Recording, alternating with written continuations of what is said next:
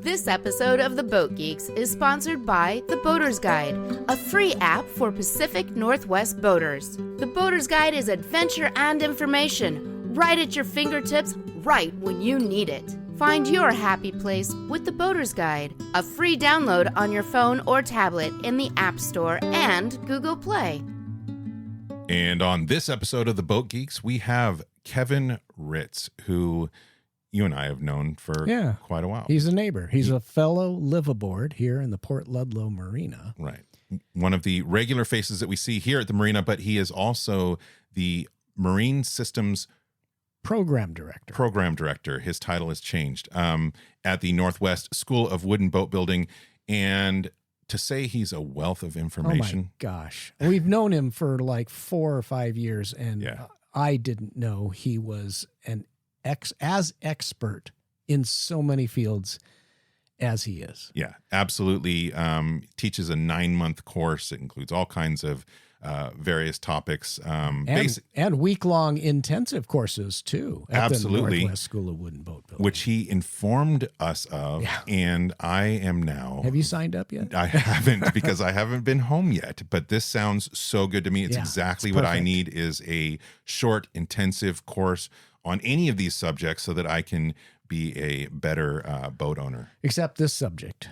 Today's subject was rough. We did learn, we had already heard about electric shock drowning, ESD. Yes. But Kevin's story is, it's tragic. It's moving, but it's very important that we get this information out so that we make sure there aren't more tragedies happening. Absolutely. He turned a tragedy into a lifetime of service and educating boaters like myself who knew nothing about this subject matter, even after buying a boat. When I bought my boat, I didn't get a manual that talked about this. And so I feel like his life story and his mission, his mission to make sure that people know about ESD, electric shock drowning. That's right. So Kevin is a wonderful person. He and his wife, Cheryl, live on their Monk 38 here in Ludlow. Just a tremendous person, a tremendous asset to our boating community and education on boating, corrosion, electronics, and so forth. We're very happy to have him on. We hope to have him back again. Here it is, the Boat Geeks with Kevin Ritz. From beautiful Port Townsend, Washington, a Victorian seaport on the Salish Sea, and recorded aboard the motor vessel Traveler. It's the Boat Geeks with Daeron and Darren. We're the Boat Geeks, whatever floats your boat. We're the Boat Geeks, it's the boat that floats that we love the most. Yes, we love the boats, we're the Boat Geeks. Whatever floats your boat. Welcome to another episode of the Boat Geeks. I'm your host, Darren. And I'm your other host, Darren. Today we are joined by Kevin Ritz, Marine Systems Program Director for the Northwest School of Wood and Boat Building, American Boat and Yacht Council Master Technician, which includes 6 certifications. We can get into those shortly. Nationally recognized marine, electrical, and corrosion instructor and consultant, has been teaching marine systems since 2008, and he was awarded the Life Service Award from the American Boat and Yacht Council in 2015. Kevin, welcome to the Boat Geeks. Thank you. It's good to have you. Happy to be here. Yeah, we've been since, I think even prior to actually launching in January, we were talking to you about doing this and wanting to have you on. You were instantly on our short list of guests that we wanted to have on the podcast. And it just helps. It's convenient that Kevin and Cheryl live on their boat here. Moored in our very... Port Ludlow Marina. That's right. On a very cool... The beautiful Port Ludlow Marina. It is beautiful here, but your boat is Kinzua? Kinzua. And what does that name mean? I have been told that it means fish. Oh. in a native tongue. I have not had the opportunity to really research that, but we liked the name. And of course, we decided to stick with it. That's what she came with. And it's kind of appropriate for the intent, the purpose of the building of that boat. Oh, right. Yeah. I kind of, hey, we dove into the boat. This is the Boat Geeks. Our first question usually to our guests is, what makes you a boat geek? Or what do you love about boats? I would love to hear that story, but then also I would love to talk about your boat as well. So Sure. Can you take us back to where your interest in boats came from? Oh, my goodness. My interest in boats came from my dad, Nice. who actually was not much of a boater himself, but his parents were missionaries in Thailand for 38 years. Oh, wow. And so before the war, we talk about World War II here, they traveled to Thailand via boat, and it took months, right? Back in the day. And then they traveled back after the war broke out, and they went back after the war was. So he actually circumnavigated the world 3 different times on boats. So he always was talking about stories about boats. And so that kind of piqued my interest. And then I'm sure, well, I shouldn't say I'm sure, but the book Dove. Have you read the book Dove? No. Who wrote that? Robin Graham wrote that book. And yes. he was at the time the youngest person to sail around the world by himself. Okay. And he did it, I think he did it right because he took his time and stopped all over the place. Nice. And So how long did it take? Oh, I can't remember exactly, like 3 years or something. Didn't they make that into a movie? They may have. So this is Dove by Robin Graham. Okay. Yeah. When I was young, the books that got me into sailing were Horatio Hornblower and some of the classic stuff like that. But I will have to check out this boat. Yeah. This book. Yeah. It's So and so I just kind of, Cheryl would say I'm a romantic and everything. And Nice. just the idea of boating and cruising and the lifestyle and all that kind of stuff. And then when I went to camp when I think I was 8 years old. I didn't want to do anything but sail, and I got on the boat. I didn't know how to sail, but as soon as I got on it, I figured it out, and that's all I wanted to do. And so that's kind of, I became addicted way back then, and it's hasn't gotten better. So a lifetime. That's so absolutely, cool. Yeah. Absolutely. And here we are. We came into boating kind of late. Well, certainly I did. Although now looking back, I certainly had an interest from very young. Again, I don't know how many times our viewers or listeners want to hear it, but I was potentially conceived on a boat.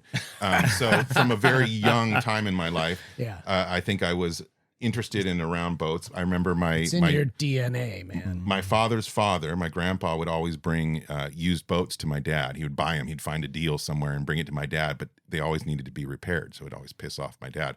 But boats were always in my family. I grew up in Santa Cruz, always around boats, and so I love hearing that. That from such a young time. I did come into it late. I didn't really pick this level of interest up until way late in my life.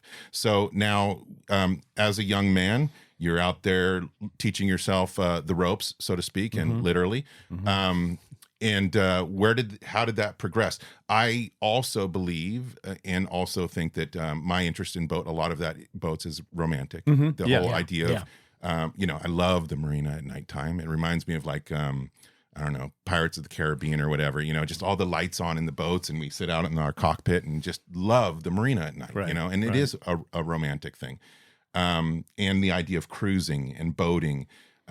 So how did that progress as you were getting older? What was your first real boat purchase and so forth? Well, my first boat, my parents were missionaries as well, and we lived we traveled a number of places, but we were in Port-au-Prince, Haiti.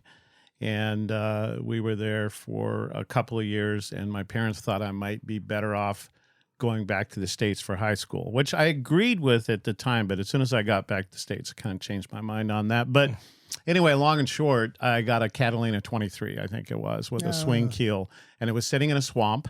And it was green, as you can imagine, and it was on a little lake there in Florida, and I put all my time and effort in getting that boat cleaned up, fixed up, and just started. And then I dreamed of sailing that boat down to Haiti, which I never did. Yeah. But it probably wasn't the right boat to go down there anyway. But with a swing keel, I thought, it's pretty shallow in places down. It could be a good boat, but that never happened. But, sailing in Haiti. And then when I came back to the States, Cheryl and I bought a Hunter. And then from a Hunter, then we spent a lot of time on that, weekends and everything with the whole family. And then we bought a Newport 30. Oh, yeah. And then we moved aboard the Newport 30 because we thought, what a cool lifestyle. We wanted to go cruising someday, so we're going to save money doing this, right? And then our daughter, we decided we were going to have one more. We had 2 kids at the time, decided we were going to have one more. Hoping we'd have a daughter, which we did. Yeah. And we needed to get a bigger boat, so then we moved up to a Catalina 36 and lived aboard that in the Portland area for a long time. And that was a great live aboard. It was a really cool boat. Were you guys live aboard in Portland area at the same time? Probably not. We were in the same marina, but at different times. Really? Yeah, You were at Castleman's? No, I moved. Well, I thought, is Castleman's on the slough? Mm-hmm. Okay. Multnomah Channel. Right. And, right. We were at Scappoose Marina. Okay, just down. Kind of next door. Yeah, exactly. Neat. Yeah, but that was I moved aboard maybe 2 months before 9/11. Okay. Yeah, and I do not recall the year but we had been aboard for a while there. I don't remember the year that we actually moved aboard. I'm terrible with time. With time. Hey, we all are as we get older. So now, it sounds like you're full on board with boats. You're moving, you're growing up in boats, getting bigger and bigger. Your family on board, you're wanting to live aboard. That's awesome. I wish I did that. But anyway, it's never too late. You still have time. Never too late. Yes, have absolutely. time. There's a lot of boats out there. Absolutely there are. So, and then how did you get to the boat that you currently have, which is a phenomenal boat, and I want to talk about that, but how did you get to this point? After the accident, which we're going to talk about, I recognized that there was no consistency in the way boats were wired and everything. And long and short of that led to this boat was a friend of a friend bought this boat. And I had decided to start fixing every boat's electrical system boat by boat. And I quickly realized I wasn't going to get very far in life doing that. Sure. But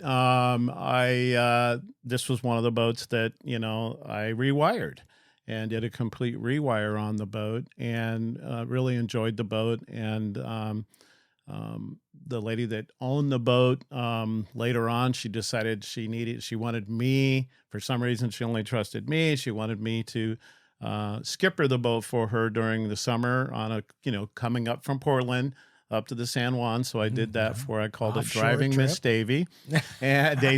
And that worked out really well. And then she wanted me to have the boat. And eventually when I took the position here at the Northwest School of Wooden Boatbuilding, start a marine systems program, I needed a place to live. And I started looking around.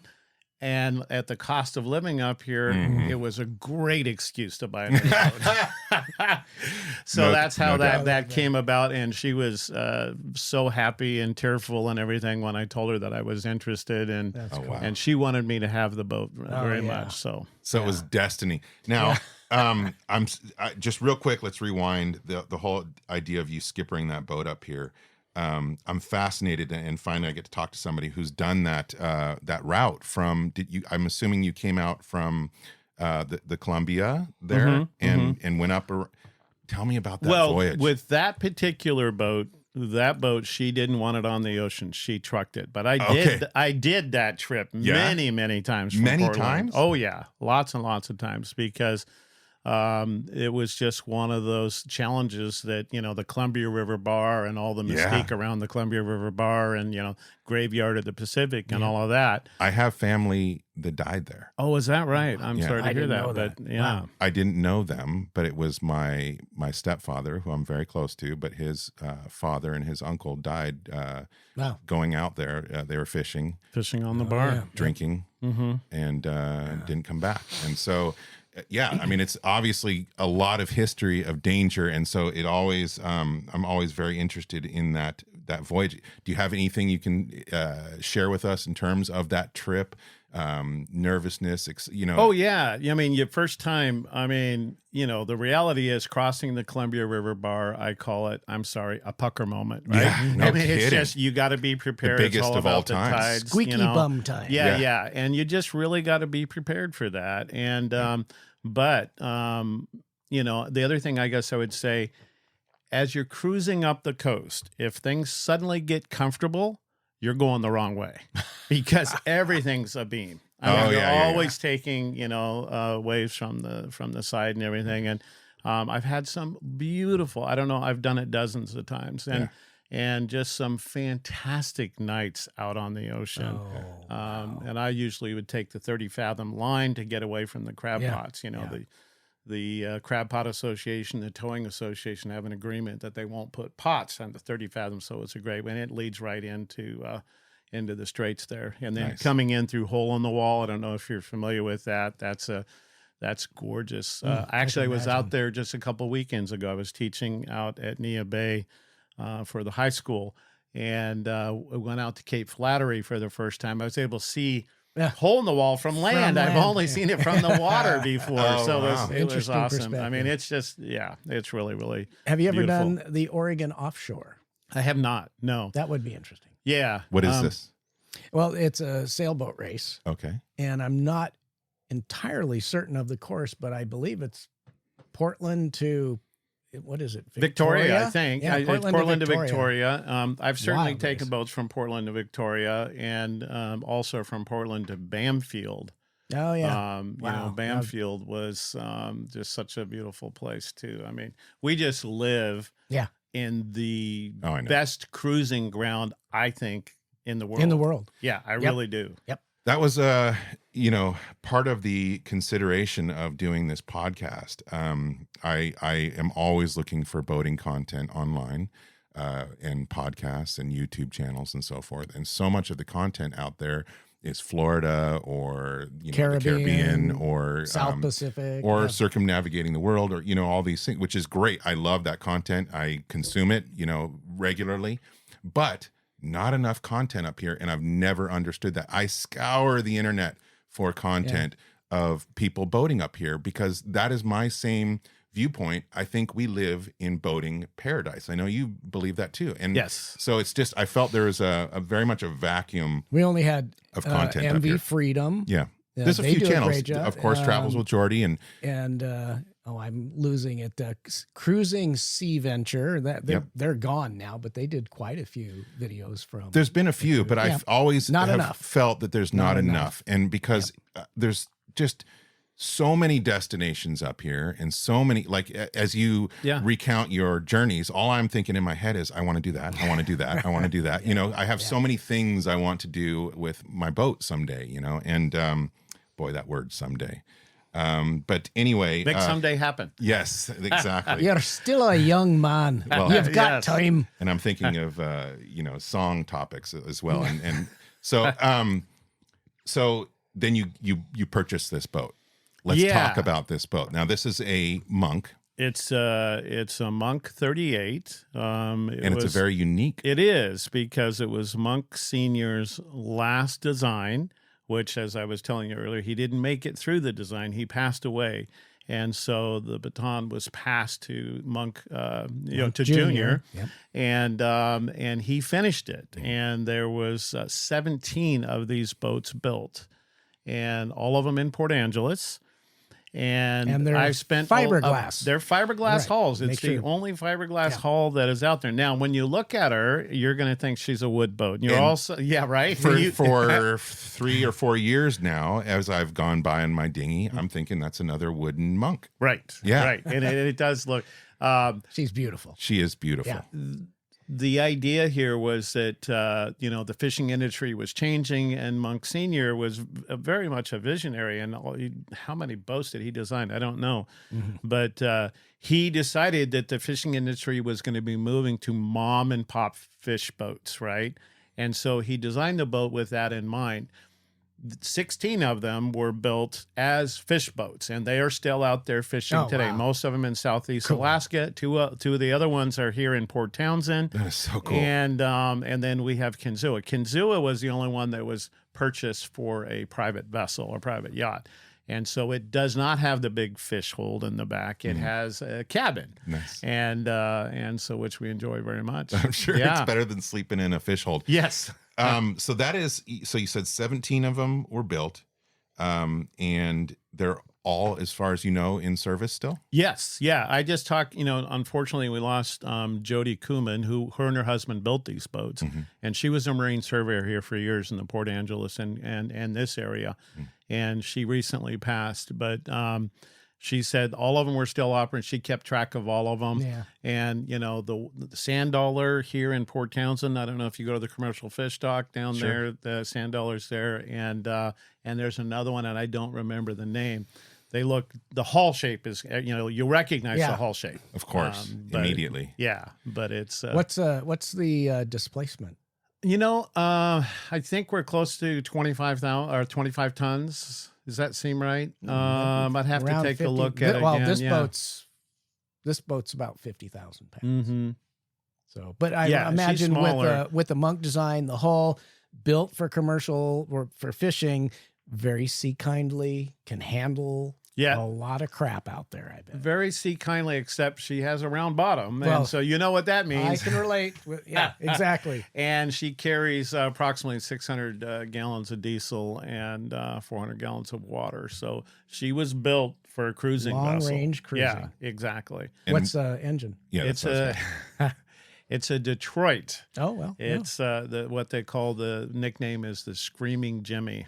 And it just won't die. Yeah. And 671? It's the 471. Oh, so you've got, Yeah, okay, yeah. that's not And too bad so for fuel burn. right. No, actually, she's very, very efficient. So she's been a great boat for us, and hope to use her a lot more in the near future. Well, Here.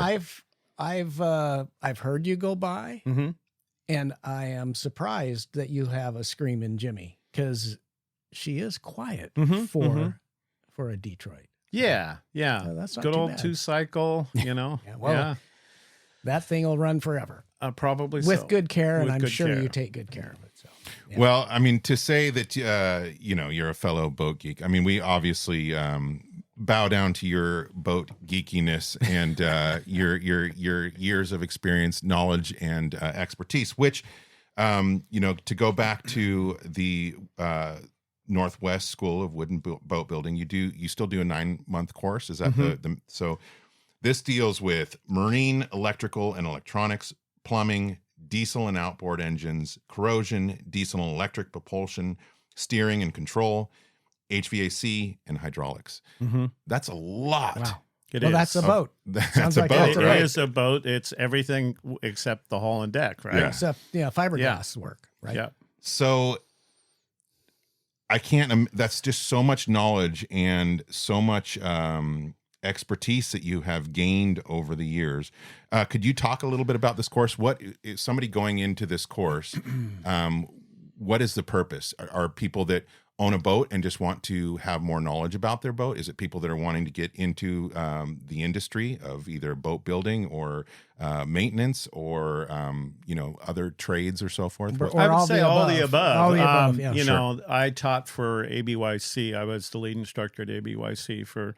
I taught for them for years, and I got to the point where, for one thing, I got really tired of getting in an aluminum tube every other week and flying across the country, which you can understand. And the other thing is I really wanted to teach hands-on. because everything that I was doing for ABYC was very focused on preparing students for their exams. And so teaching hands-on was a dream. And I happened to be out here teaching an ABYC class, and Betsy pulls me aside and said, any chance? I was already on their PAC committee, which is their program advisory committee. And I said, well, could I teach hands-on? She goes, you can do anything you want. Please. That's great. And so that's where that all started. So we designed the program around new people getting into the industry. There was such a demand for technicians and for people that actually I got to say, they could do things with their hands and actually make things work and fix the problems that we have on boats. And so that was really cool. There was, when she came to me, she goes, I don't have a building for you. We don't have a place yet. There's no curriculum. But I have $5,000 to start it. and so when we first got started, what year was this? Oh, that was probably 2017, 2018, right? And so when we got started, we started with a lot of my tools, a lot of my stuff, and now we have bootstrapped it. Yeah. And, so I worked on, all the curriculum, and we didn't have anything, but it was really cool to be able to do that and to be part of that process. And, it was Betsy and I. She was out there raising the money, and I was doing the other aspect of it. You were teaching. So the reason I asked the year is because, over the last few years, with the work on my boat, I've actually come and done a couple tours of your shop and the classrooms and so forth. And I can't believe that that didn't exist, in just a few years prior. I mean, that's unbelievable. It is such an amazing classroom experience now. You have so much available to these students in terms of just every aspect. It's a dream. It is. It really is a dream. That's amazing. You guys have built something incredible just in a very short time. We're going to have Betsy on the show soon, hopefully. She also moors her boat here in Port Leadville, the Glory Bee. Yes. Wow, that has a story unto itself. Beautiful, 100 and some boat. year old boat, which is, she's got an incredible story. She's got a great story. Yeah. And all of these areas of expertise, Daeron and I have been talking that each one of those areas, corrosion, that is a show, an episode unto itself. Yeah. And we will be having you back if you're willing. Well, I think it's important because it is the most misdiagnosed, misunderstood issue facing anybody that owns a boat. And so there's, like Daeron and I were talking earlier, there's so many people, there's so much misinformation, pseudoscience and fallacies out there about corrosion that is amazing. Well, and not only that, I mean, you can, just like me, you can get into boat ownership with no knowledge of anything. No prerequisite. Right. You got to have the money and you're good. Yeah. Literally. And so coming into boating, somewhat recently over the last 5 years, my interest has grown a lot. I didn't know about any of this stuff. You didn't know what you don't know. That's a saying that I've said all my life. You don't know what you don't know. Yeah. And that certainly pertains to boats. Yeah. And being a family man and caring about the people that we're going out with, I learned, wow, there's a lot for me to know to take my family out on the water and to be safe. And so we got lots of shows coming up. We have lots of shows coming up. But isn't that part of what we love about boating? Oh, yeah. Because there is so much to know. There's so much to learn, and you are never going to get bored. Oh, yeah. No. Yeah. And it's so there's just, I mean, you could spend a lifetime and you're never going to know it all. Yeah. And I hope to spend the rest of my lifetime learning this stuff. And we hope to have you on regularly to teach us about this.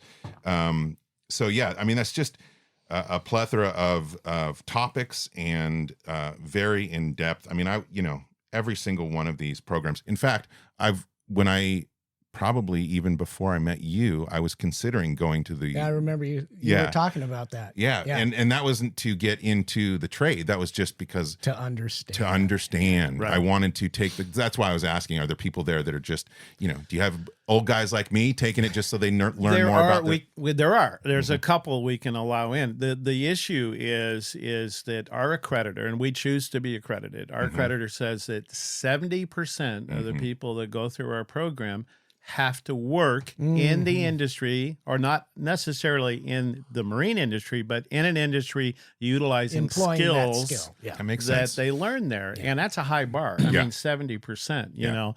And so that says that I can only have a couple people that just want to come in because I've got to shoot for that target of 70%.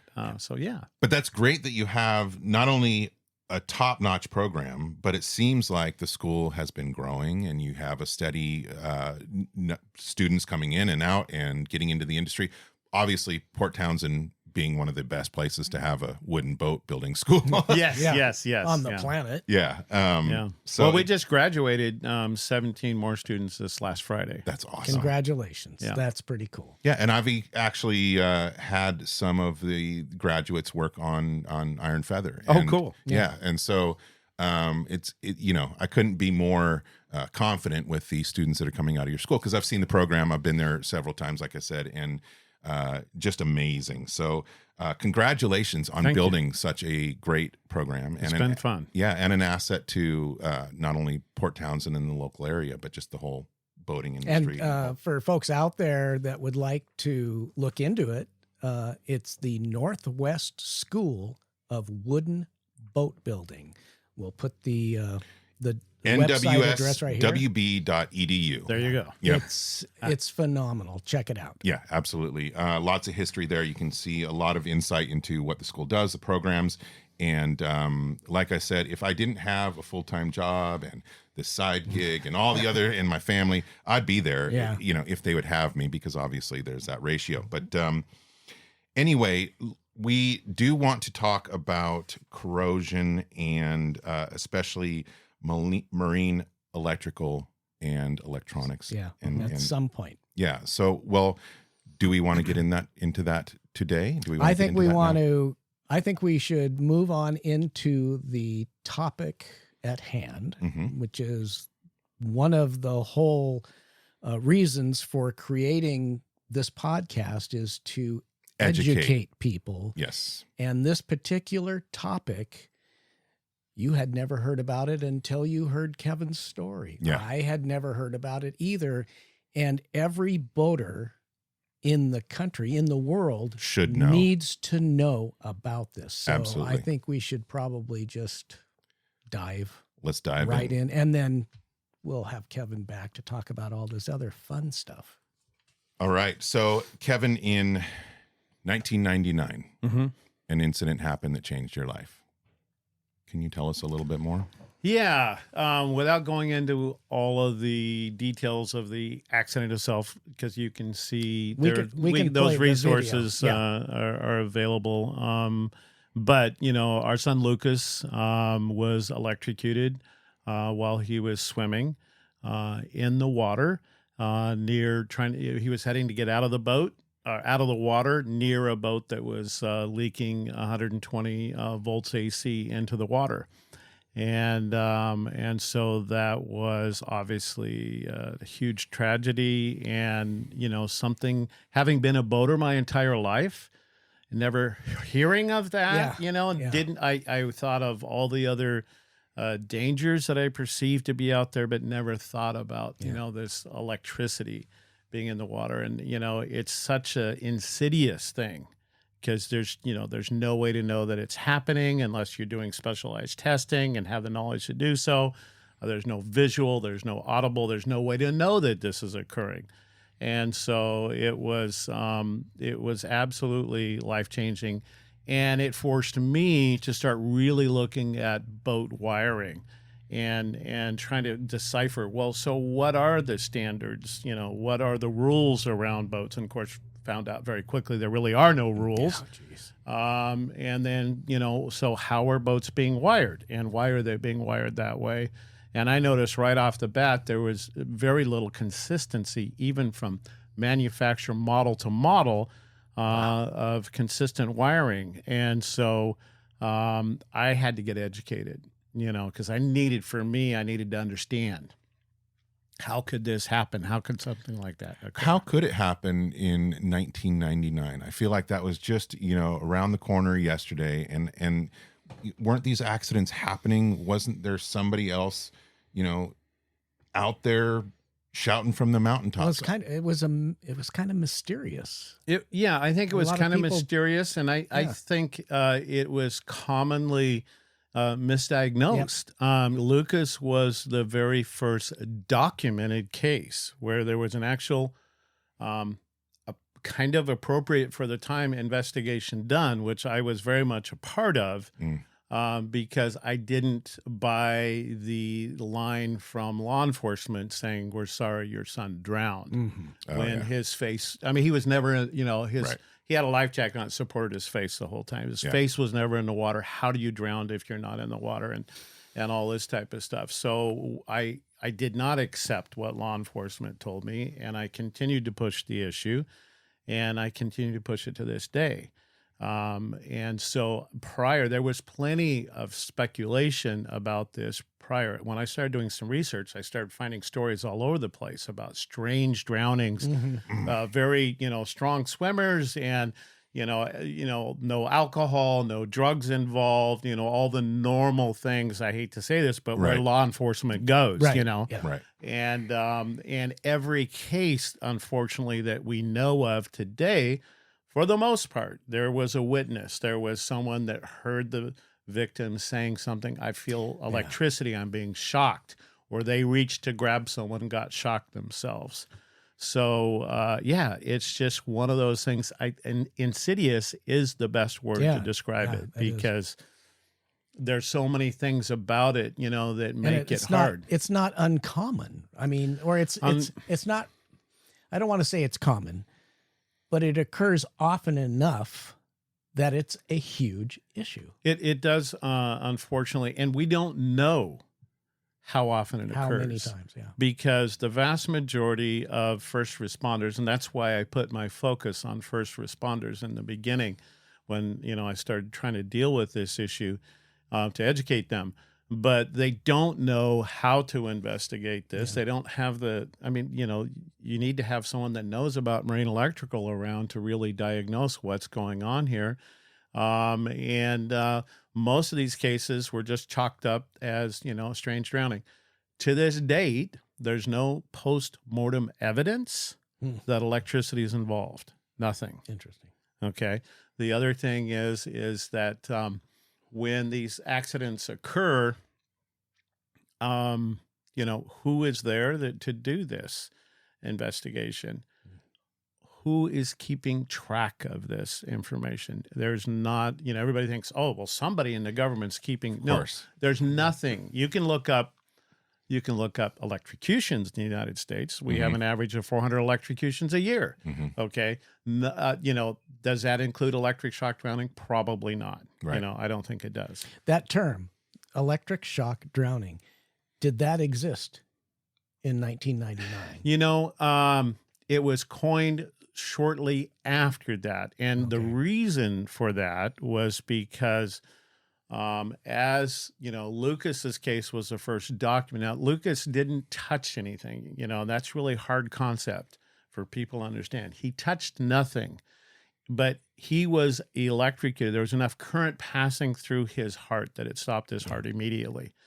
I did the CPR for 20 minutes. Yeah. And it's fresh water. Well, I want to be careful there. Right. I really do, because I hear that a lot. Oh, we don't have to worry about, because it's a freshwater issue, right. And there's a lot of misconception about, electricity and water to begin with. I mean, is freshwater more dangerous than saltwater? Most people would say, oh, saltwater's got to be more dangerous. And it is the opposite. Freshwater is more dangerous because of the resistivity of that water. So it builds up voltage gradients in the water. And if you understand how electricity moves, you can understand how, in my case, how Lucas was electrocuted while touching absolutely nothing, you know. And again, Lucas was the first documented case of someone electrocuted. Prior to that, most of the victims, where this phrase comes from, a victim would enter the field of electricity. They are starting to get shocked. Have you either of you ever been shocked? You know what that feels? You understand what happens to your muscles, right? Your muscles constrict. Just go like that. Yeah. And you can't stop. Can you swim? And when your muscles are constricting, like you're not, so that's where electric shock drowning came from. Many victims would enter the area, the field of electricity. Their muscles would constrict, and of course, if your muscles constrict, what can you do? Yeah. I mean, if you get very far into that field, it even paralyzes, the diaphragm, and you can't call breathe. for help. You can't breathe. You can't do anything. God. So yeah. I've been shocked, electrocuted a few times in my life. Serious enough on one where I got burnt. Wow. On another one where when I was a kid, I stuck something in a socket and blew everything up, So, but yeah, I remember that feeling, and you just constrict, and you can't do anything. Can't do anything until it stops. Yeah.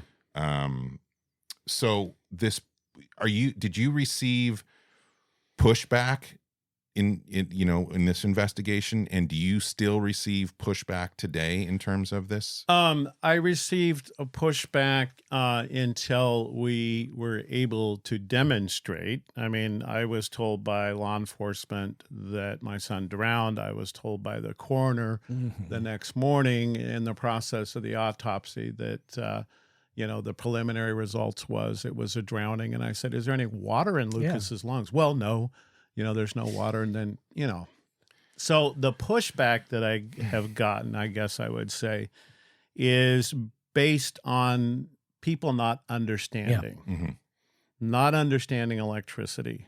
I'm amazed that we all live in a completely electric world. And yet many of us know very, very little. You don't even know how it moves from, point A to point B, or why it moves or anything else. Yeah. So, the pushback is from any boater that is like, well, certainly it's not my boat that's the problem. Right. How could it be my boat? I spent a lot of money for this boat.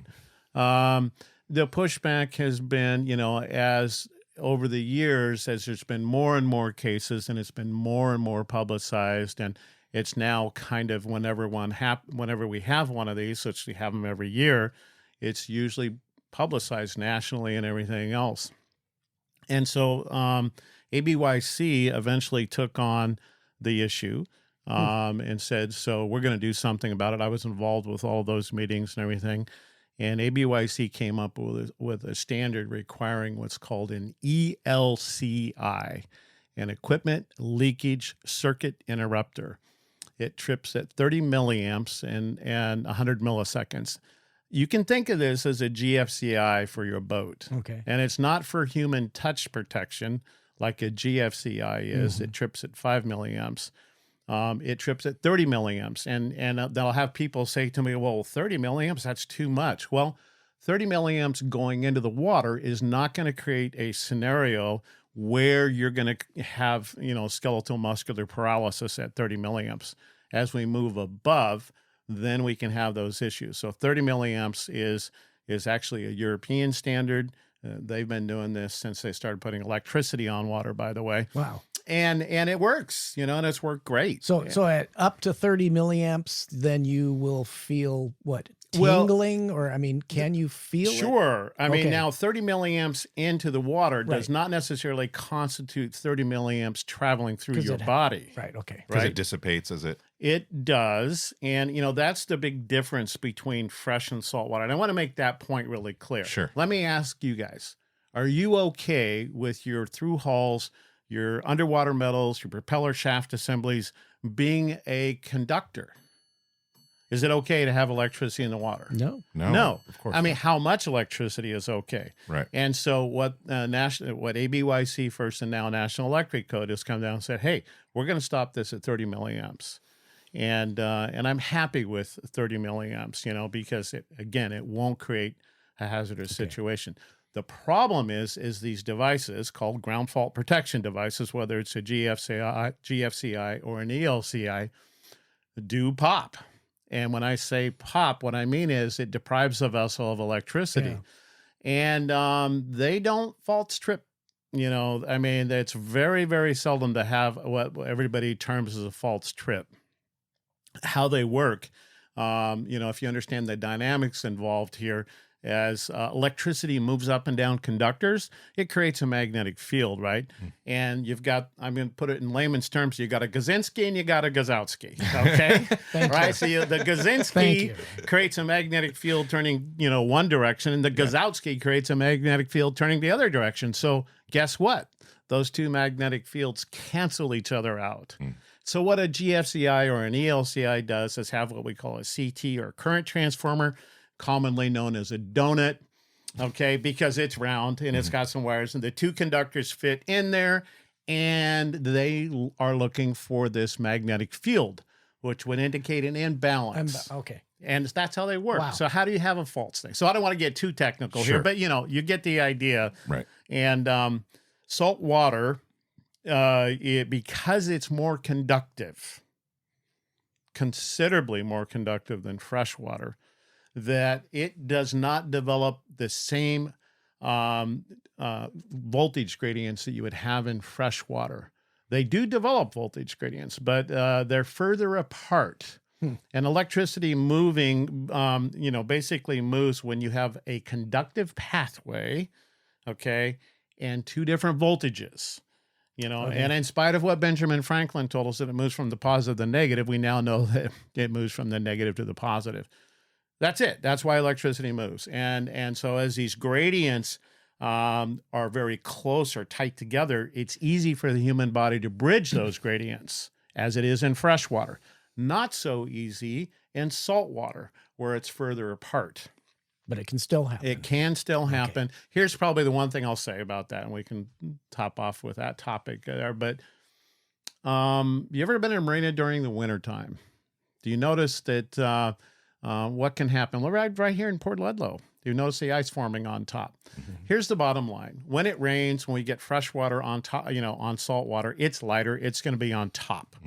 And so are you okay with your children, loved ones, whoever, being in the water when you have a couple feet of fresh water on top of salt water? That, now we're right back to that saltwater environment. And so the pushback that I've received, I think, for the most part, is people that don't truly understand what's at risk here and how it works. Yeah. Well, you start at not understanding the average American doesn't know jack about electricity, and then you put water and boats and shore power, and it's and also just, hey, I saw them doing it, or it's easy to get into something like this and proceed without educating yourself and knowing the potential dangers out there. In a marina like here at Ludlow, do you think right now there's a boat out there? Absolutely. It happens. I've been in literally hundreds and hundreds of marinas across the country. I was involved with the initial Coast Guard study about electricity in water. I can get the name of that if you guys want that, because it's still available from the Office of Boating Safety. Send it to us, and we'll put it up and link to it. It'll really help out if you have insomnia, because it's data. But we went around collecting data all over the country, and it was Jim Schaefer and Captain Dave Rifkin, and I got involved in a couple. But basically went around energizing vessels all over the place and testing what those gradients looked like, how far out they were reaching, and all of that type of stuff. Interesting data. But I've been in marinas all over the country and outside the country, and I've never been in a marina that I haven't found electricity leaking ever. I mean, that's, man. Okay, so I always look at these divers that are going down and absolutely, doing these boats. So are they risking? Well, here's the good news, and I've worked with a lot of the different dive associations over the years, and talked to them and educated them about that. Here's the good news. One thing, they're wearing a non-conductive suit. Yes, to start with, for the most part. Right. And so a lot of divers will tell me, "Oh yeah, I can feel it as I start getting close, so I'll just get up and turn the boats off." I do. At least they know. Well, yeah, I don't know Wow. that all of them know, and No. there's some. I know that there's some divers out there, even in our area, that are saying, "Oh, this isn't a big deal. We don't need to worry about this." It's a very different thing to have a non-conductive suit, a chainmail suit, if you will, right, around you, than not. And if you got to understand how electricity moves and why it moves and everything else to really have a concept of how this is going to impact you. So with a diver, you're in a lot better shape. And we have divers that dive, regularly here. on a regular basis. Yeah. And I talk to a lot of them, and they're always, most of them are, understanding that this exists, and they have felt it, they sense it, and they've just been very lucky that they haven't been in the wrong situation at the wrong time. But that they probably were like, "Oh, so that's what that was that I felt."